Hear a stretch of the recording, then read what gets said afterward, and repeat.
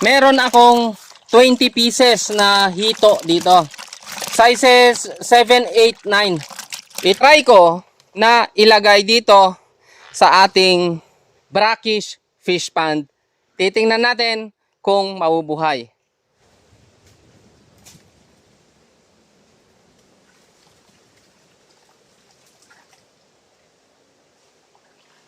Ano ba yung purpose natin? Lagay ko dito para makita natin kung meron pang chance na lalaki sa fish pond na ganito. Pangalawa, importanteng madiscover natin kung yung hito ba na freshwater ay kayang mag-survive o mabuhay dito sa brackish water na earth pond. So, yan mga paps, yung status naman ng ating dalag fish pond. Yan o. So goods, maganda yung result sa loob ng 7 araw. Sana magtuloy-tuloy na to. Makuha ko yung iba pa doon sa isang fish pan natin para mapagsama-sama ko na sila dito lahat. Yan sila. Basic. Yung iba nando doon sa may kangkong. Yun oh. Oh, ha?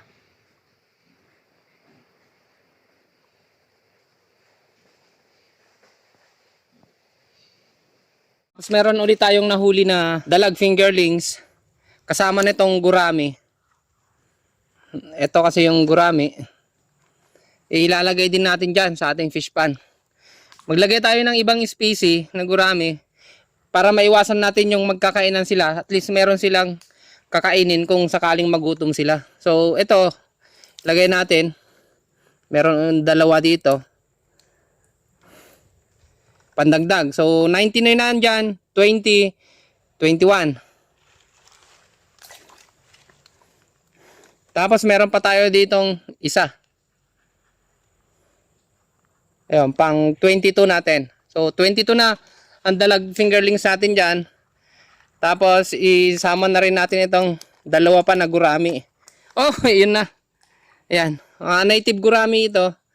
Yung kasama doon sa nahuli ko kanina. Lagay din natin. So yan mga paps, so yung mga dalag natin. Yan. Lapit lang natin. Yan. So after 1 week, buhay na buhay sila. So titingnan pa natin yung iba doon sa kabila. Ayun yung mga nakalutang na yon. Yan, dalag din yan yung lumulutang-lutang doon.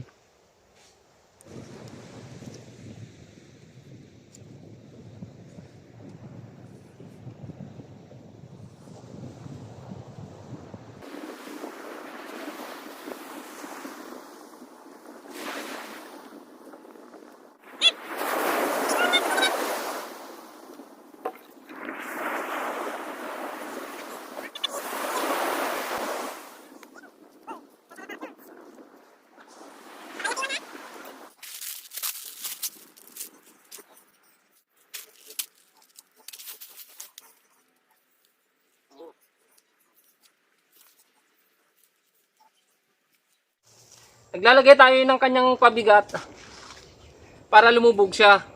Kasi itong kulambo na, itong magaan, pag hindi natin nilagay ang mga to, lulutang siya. Doon sa 4 na sulok ng kulambo natin, doon natin ilalagay yung pabigat.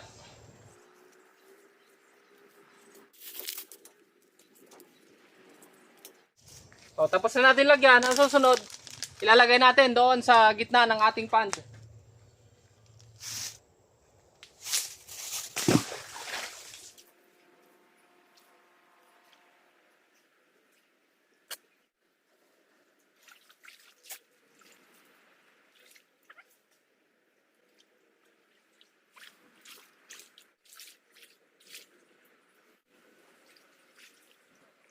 So ito po yung ating kulambo na paglalagyatin ng hito.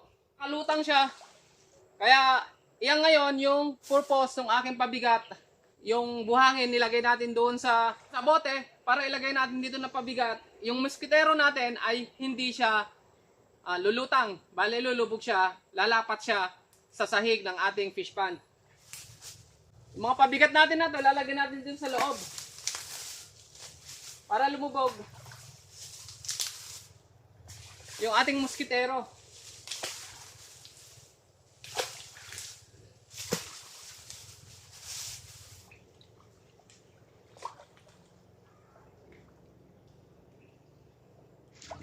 Dito mga paps, sa aking concrete pond, meron pa ako ditong 250 pieces na inalagaan.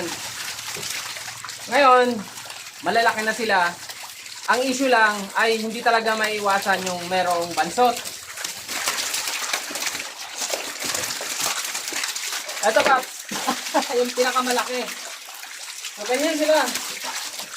Ganyan yung size ng ating mga alaga dito. Ito siguro yung pinakamalaki.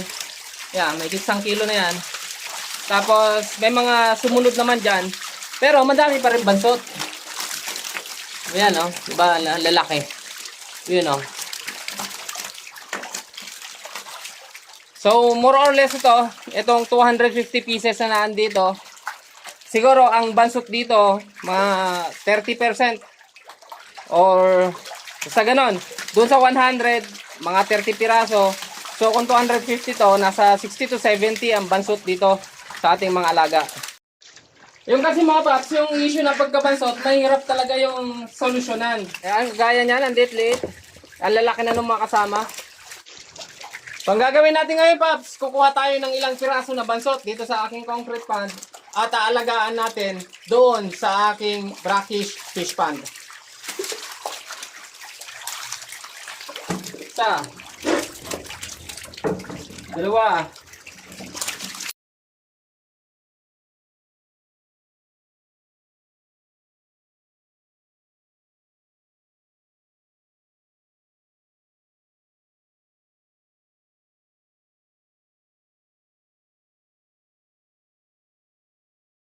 Eto mga paps, meron akong 20 pieces na hito dito.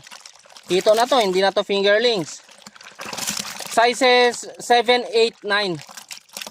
I-try ko na ilagay dito sa ating brackish fish pond. Titingnan natin kung mabubuhay.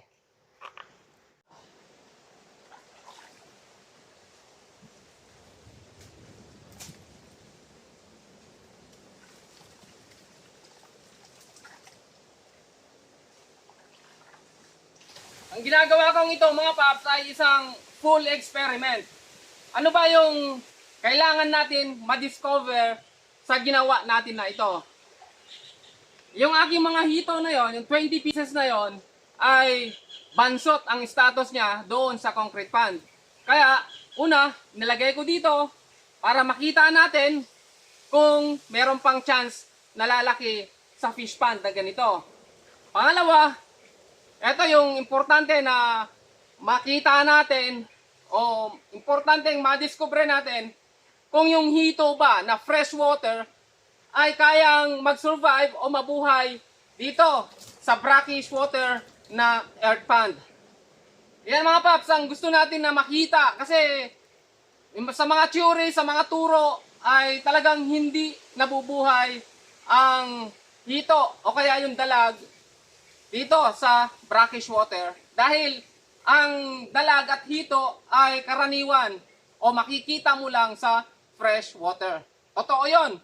Kasi iyan, napatunayan ko na doon sila sa fresh water makikita. Ngayon, sa fish pond ko na to, ang 30% nito o 20% ay tubig alat. Ngayon, yung 70 or 80% naman ay tubig tabang. So, hindi siya gaanong maalat. Kasi nakita ko kasi pag nagkakasakit yung hito, ang ginagamot natin, asin, maalat yon. So baka lang naman na pwedeng mag-survive yung hito natin o yung dalag natin doon sa 70-30% ng alat. So brackish ito pero mas lamang iyong tabang. Kasi ngayon tag-ulan, ilang buwan ang tag-ulan dito sa may amin? June, July, August, September, October, November, December, January, February. 8 buwan na pwedeng tag-ulan. Kaya itong mga panahon na to, matatalo yung tubig alat ng tubig tabang. At sa mga buwan na yan, malamang pa yung mga baha-baha. Kaya tubig tabang ang mananaig sa fish pond na to. Pangalawa, hindi ko bubuksan yung ating drainage system. Sasaraduhan ko siya para hindi direct na papasok dito sa fish pond natin yung tubig alat pagdating ng high tide. Nagkakaroon kasi ng high tide sa 24 hours 2 beses. So, kung aabutin man ito ng high tide, ay sinisiguro ko na iyon ay na-filter. Kasi hindi ko bubuksan yung outlet, saka yung inlet. Ma-filter niya yung tambak. So, yung alat ay hindi makakapasok gaano sa ating fish pond. So, yan mga paps, ang aabangan natin. Kung yung hito natin dito sa kadalag ang mabubuhay, bibigyan ko ito ng 1 buwan na experiment. Ngayon, August, pagdating ng September, kung mabubuhay yung ating mga hito na nilagay dito, kakargahan ko to ng dalag at hito pagdating ng September 2026. So, yan muna mga paps, ang share ko sa inyo. Yung mga walang kwentang ginagawa ko na to. Kasi minsan, parang naglolo ko lang ako kung titingnan nyo.